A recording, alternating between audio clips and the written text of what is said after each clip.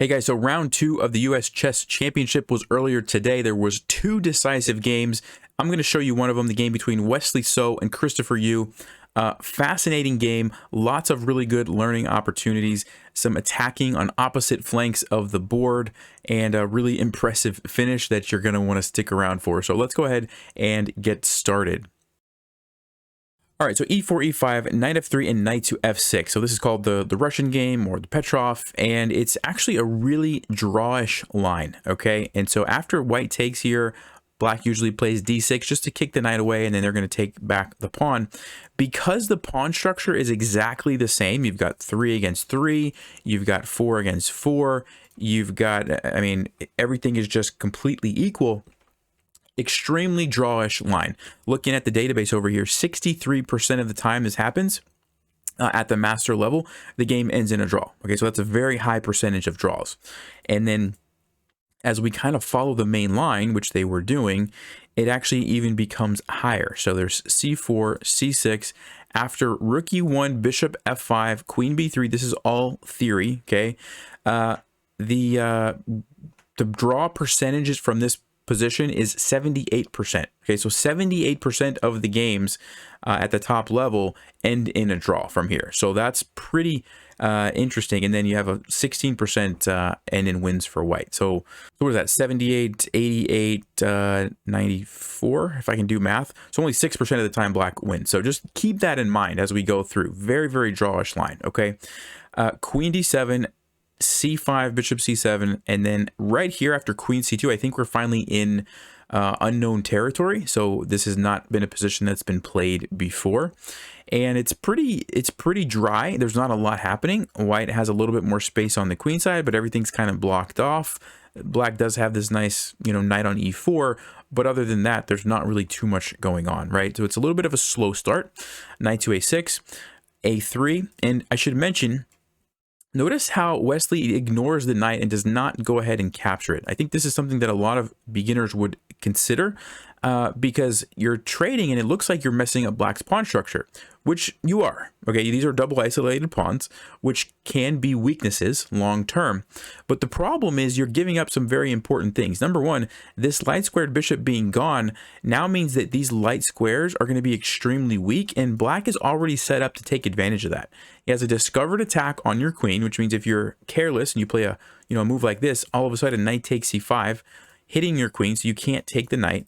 After you move the queen somewhere, I don't know where, but the knight's probably hopping into d3, and black's completely winning in just a couple of moves.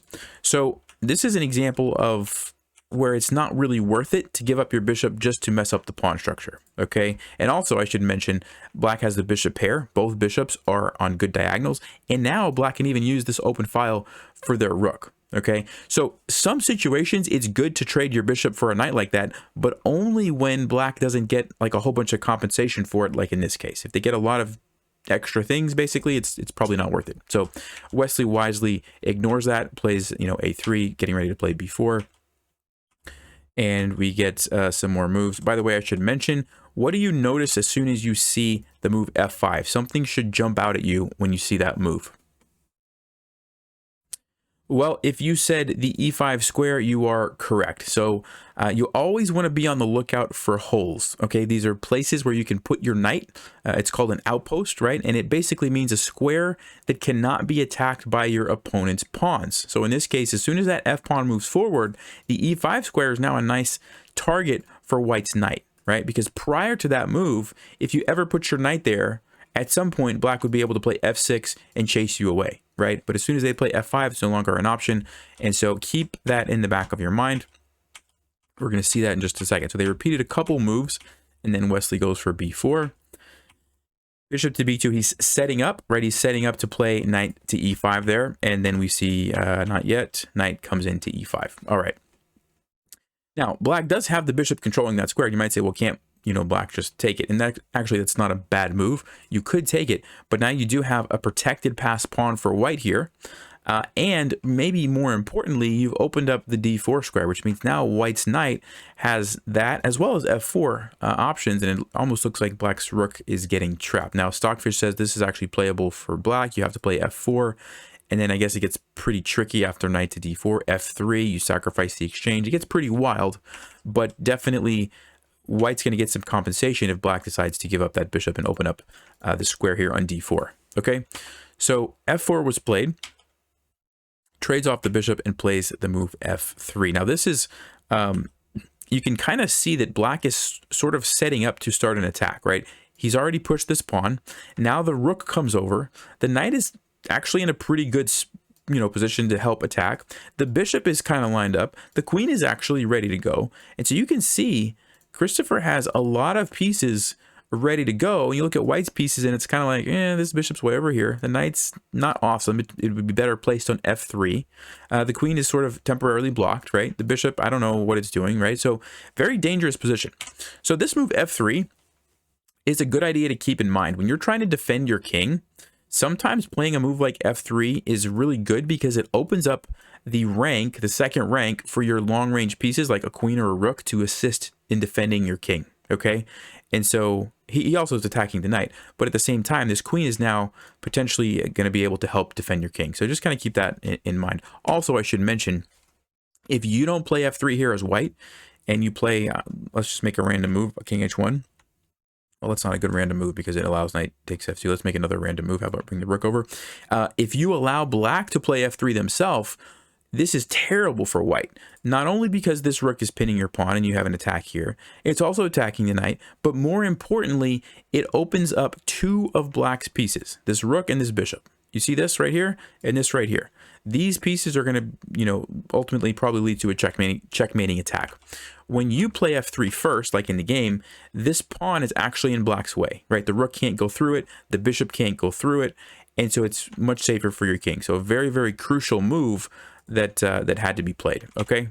So the queen comes over, and so Christopher is ignoring the attack on the knight because he has, as they say, bigger fish to fry. If white did try to take this, remember that f3 move that I talked about, it doesn't even matter that he's losing a piece. There's so many pieces here, a bishop, two rooks, and the queen, and, white's pieces are uncoordinated here, and it's going to be over very soon. The quickest line here that Stockfish says is, oh yeah, f2 check is just a fork. I didn't actually see that, but there's so many ways to win. You could just take this with the bishop. You could probably even take it with the rook and still win. I mean, there's a lot of different things. So, of course, you can't take it with the pawn. So Wesley plays knight to c3, and if you remember what I said earlier about unleashing the queen to help defend, that's what he's kind of doing here. Is one point, also putting more pressure on the knight and threatening to take it, not really with the pawn, because like I said, you don't want to move that pawn or this happens, but you can take it with one of these other pieces now, right? And so he's setting up to do that. Christopher plays the rook over, threatening what looks to be a very dangerous attack on h2. And Wesley plays really the most natural looking move in the position that I think 90% of people would kind of play. He plays h3, and this is probably what I would play. You got to deal with it. What else can you do? You don't have any pieces really that can assist you. You don't want to play g3 to let the queen over because this capture is just devastating. It's opening up your king completely. And so h3 looks like a logical move. However, Stockfish says this is actually a big mistake. And the reason is there's a crazy line where you actually ignore this and you allow black to capture. So what you do is you take here with your knight. And the point is this, after check, you're going to just slide the king over. And yes, black can take you. You're going to take back. And yes, there's a check here. But other than that, black has nothing. So check this out. Check. You go up. The queen is attacked. It has to move. And even though there's another check, now you slide your king to e2.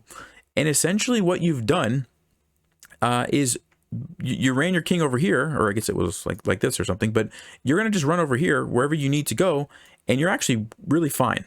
And you have this amazing bishop sitting in the center of the board. You have this queen lined up, and you might actually use the H file to attack black if you can get your rook over there at some point. And by the way, this bishop is lined up too. Almost, notice how all of white's pieces now are going to attack black's king, and black's pieces are kind of like, what are they even doing? I mean, this knight can't really move. Bishop can't really move. It can't really go anywhere. And you got all these pieces over here lined up, but there's no king over there. King has escaped, right? And so really good idea that Stockfish had. Wesley did not see that, right? And played the move h3. Okay. And now black has the opportunity to move that knight, which means white's pieces continue to kind of stay sort of bottled up, and this knight actually becomes a serious threat over here to sacrifice and clear the way for these major pieces. All right, so queen to f2. He's trying to trade queens. Here's a simple question for you, but should Christopher, playing with black, should he trade queens, yes or no? Well, the answer is no, absolutely not. And why is that the case? Well, black is attacking the king, or trying to attack the king. If you trade queens, the chances of you attacking the king successfully go down to almost zero, right? Like, you need the queen to deliver checkmate 9 times out of 10 in these types of positions, okay? Every once in a while, you can get away with an attack without a queen, but usually it's not going to be very successful, okay? So absolutely, you do not want to trade queens, which really means there's only one good move in the position, queen to h5. Now, I say only one good move. Stockfish is telling me you can actually do this, which is crazy because you get the fork, and at the end of the day, you have this move, and you're actually getting the bishop over there. So that's kind of cool. But, you know, regardless of that, just not trading queens, queen to h5, which was played in the game, is a good move. You want to keep the queen on the board, okay? So b5.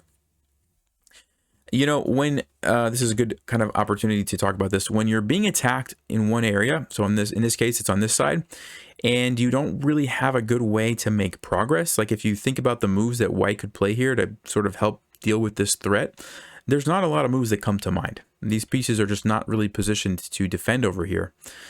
And what you need to do is try to do a counterattack, right? And white has the pawns over here advanced with all the pieces kind of ready to go. You have to do something. And so that's what Wesley was trying to do, playing b5. And computer says the position is completely equal.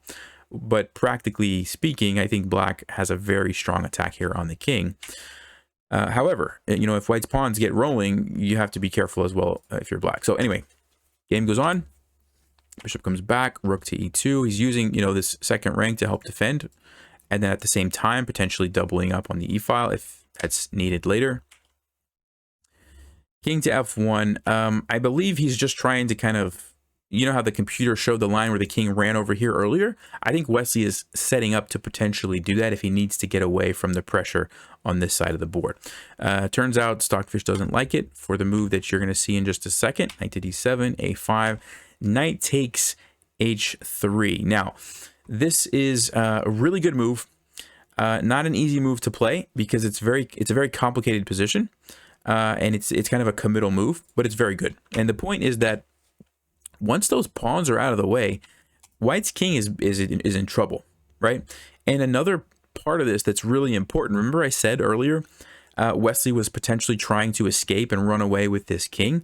If he tries to do that now, you've got this move, bishop to h4. And this is the big problem. You can't go there. You get your queen pinned, you lose your queen.